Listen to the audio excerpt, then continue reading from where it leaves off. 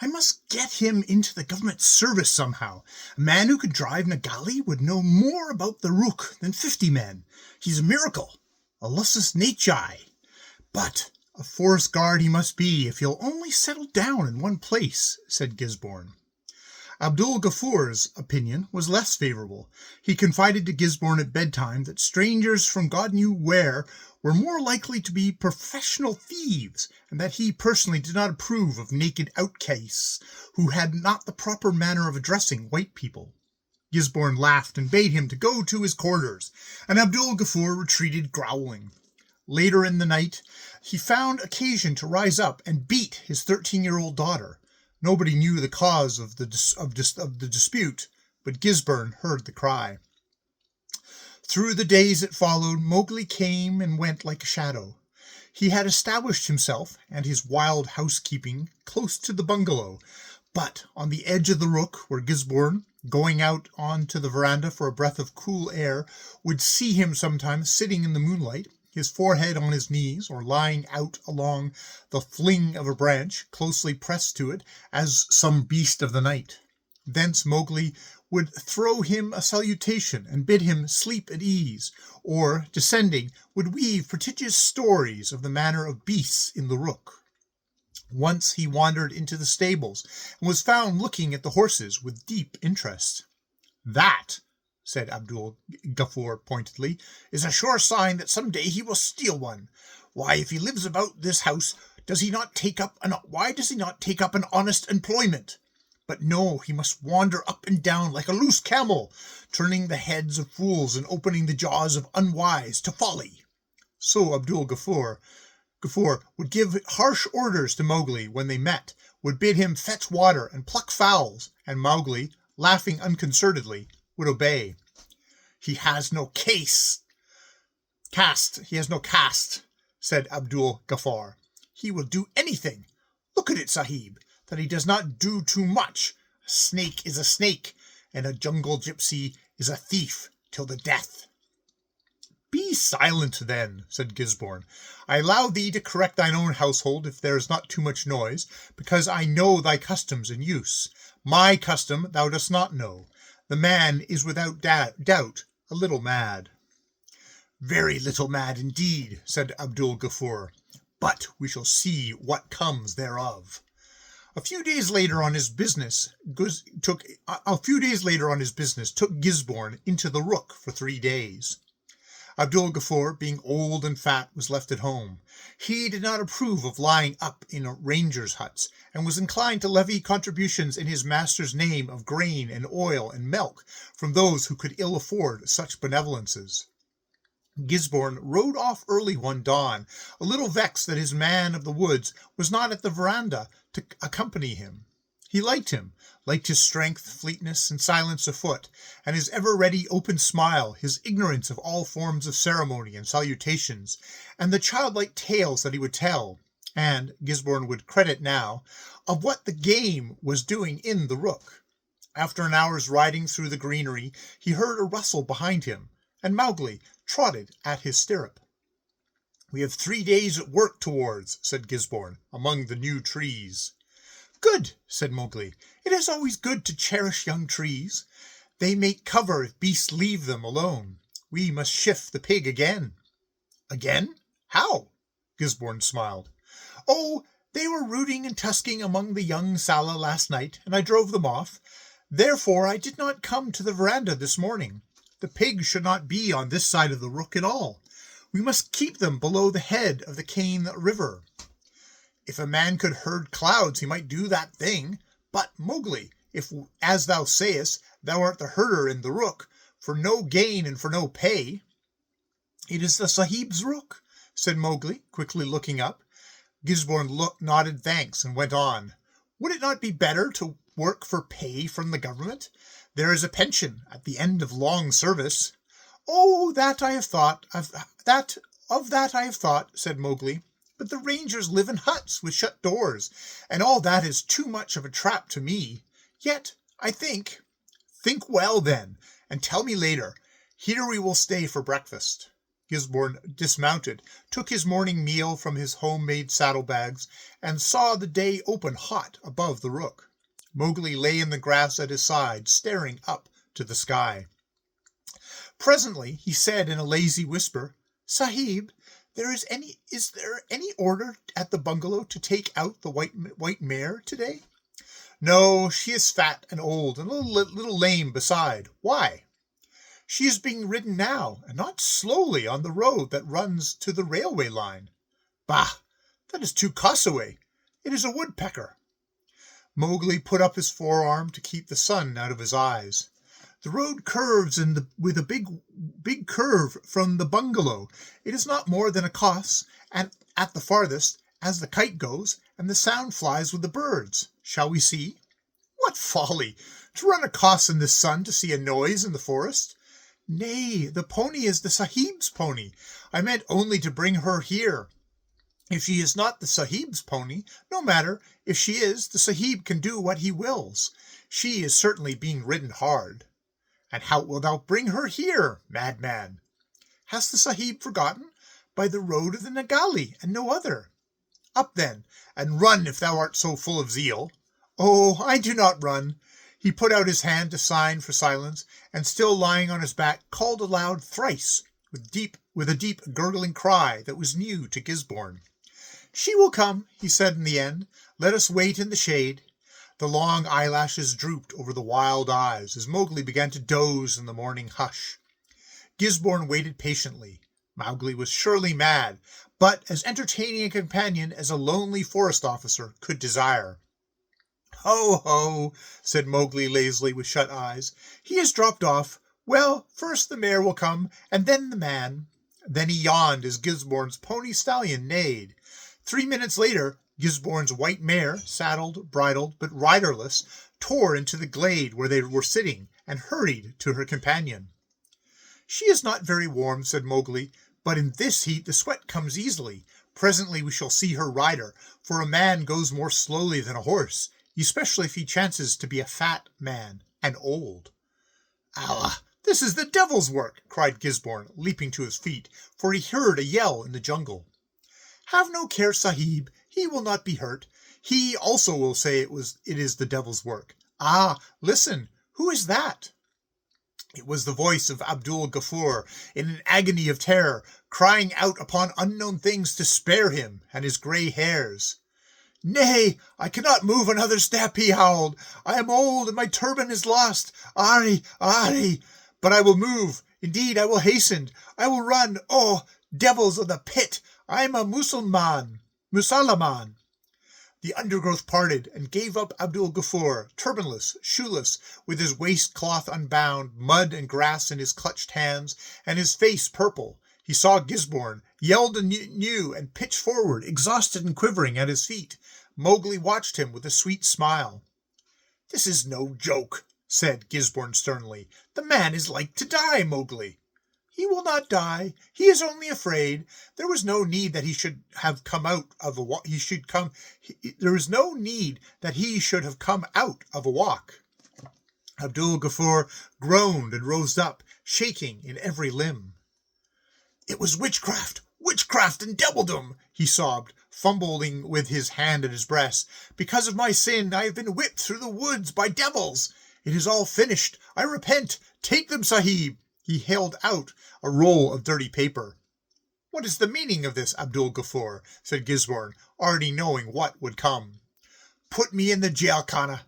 The notes are all here, but lock me up safely that no devils may follow. I have sinned against the Sahib and his salt which I have eaten. But for those accursed wood demons, I might have bought land afar off and lived in peace all my days." He beat his head upon the ground in an agony of despair and mortification. Gisborne turned the roll of notes over and over. It was his accumulated back pay for the last 9 months, the roll that lay in the drawer with the home letters and the recapping machine. Mowgli watched Abdul Gafoor, laughing noiselessly to himself. "There is no need to put me on the horse again. I will walk home slowly with the Sahib, and then he can send me under guard to the jail khana. The government gives many years for this offence," said the butler sullenly. Loneliness in the Rook affects very many ideas about very many things. Gisborne stared at Abdul Ghaffur, remembering that he was a very good servant, and that a new butler must be broken into the ways of the house from the beginning, and at the best would be a new face and a new tongue. Listen, Abdul Ghaffur, he said, thou hast done great wrong, and altogether lost thy izzat and thy reputation. But I think this came upon thee suddenly. Allah, I have never desired the notes before. The evil took me by the throat while I looked. That also I can believe. Go then back to my house, and when I return I will send the notes by a runner to the bank, and there shall be no more said. Thou art too old for the jail-khana. Also thy household is guiltless. For answer, Abdul Ghaffur sobbed between Gisborne's cowhide riding boots. Is there no dismissal then? He gulped. That we shall see. It hangs upon thy conduct when we return. Get upon the mare and ride slowly back. But the devils! The Rook is full of devils. No matter, my father. They will do thee no more harm unless, indeed, the Sahib's orders be not obeyed, said Mowgli. Then perchance they may drive thee home by the road of the Nagali. Abdul Jaffar's lower jaw dropped as he twisted up his waistcloth, staring at Mowgli. Are they his devils? His devils! And I had thought to return and lay the blame upon this warlock.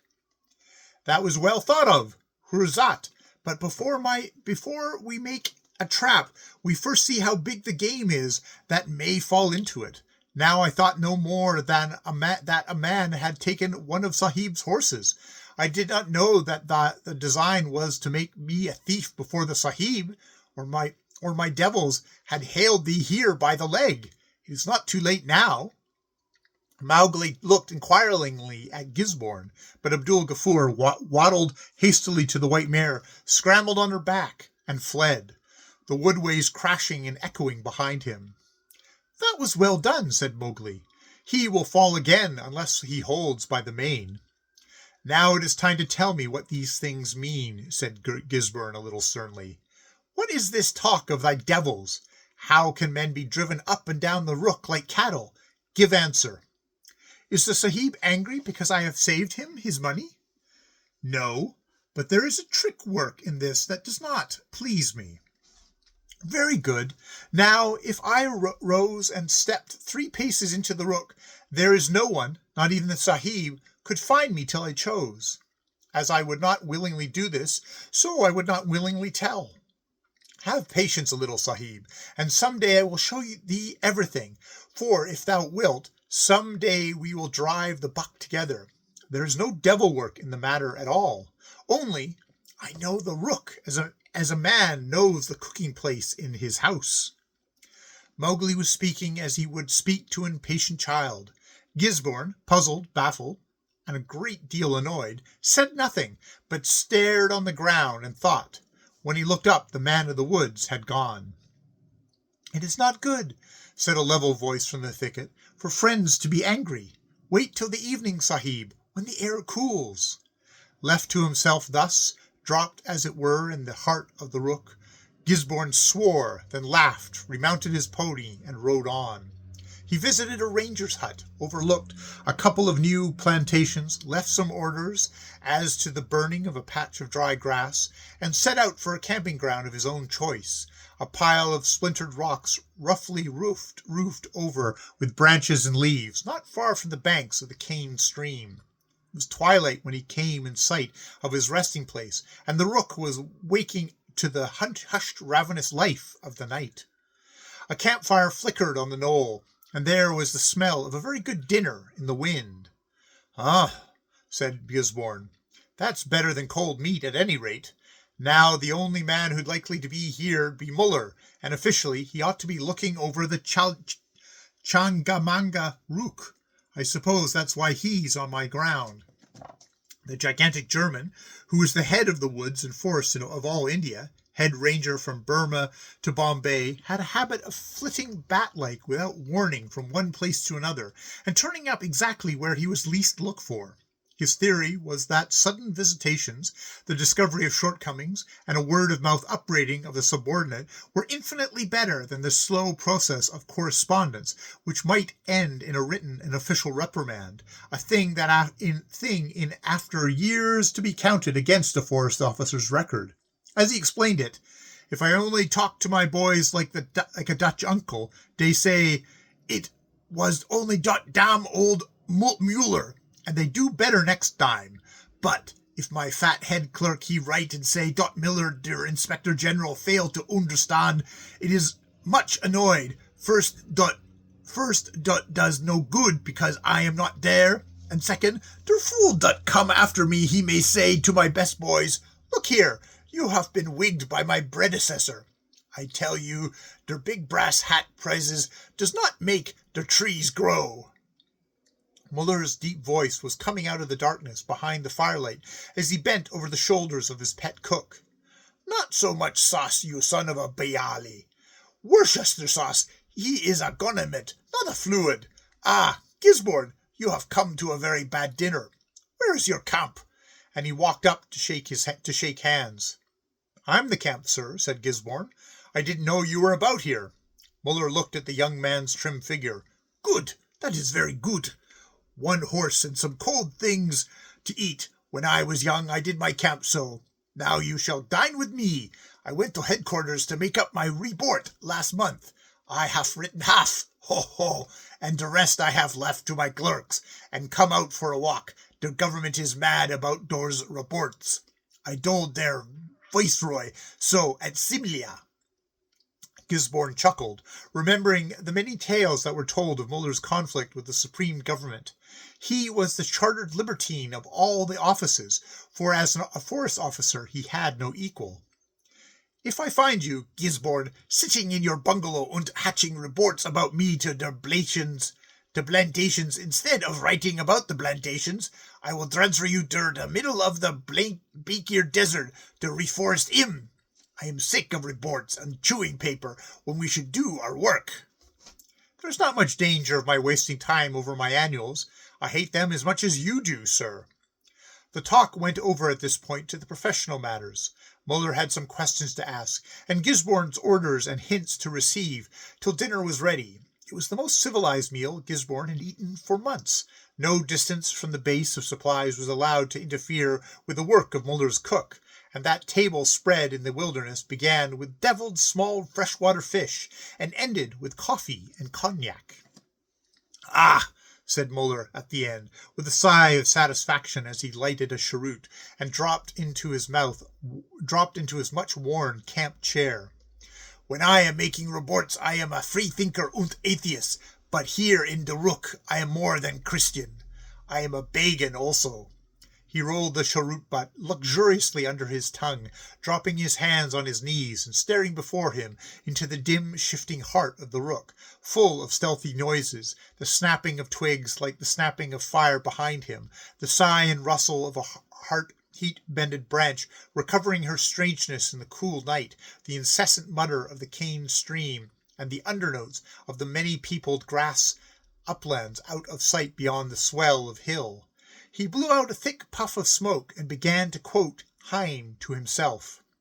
Yes, it is very good, very good. Yes, I work miracles, and by God, they come off too. I remember when there was no rook more big than your knee, from here to there ploughlands, and on drought time their cattle ate bones of dead cattle up and down.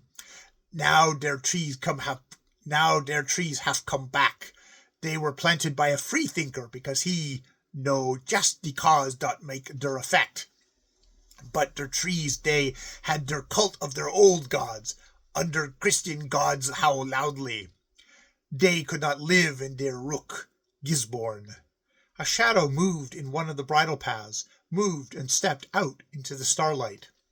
I have said true. Hush! Here's Faustus himself to come see der Inspector General. Himmel, he is their god! Look! It was Mowgli, crowned with his wreath of white flowers and walking with half-peeled branch. Mowgli, very mistrustful of the firelight and ready to fly back to the thicket on the least alarm.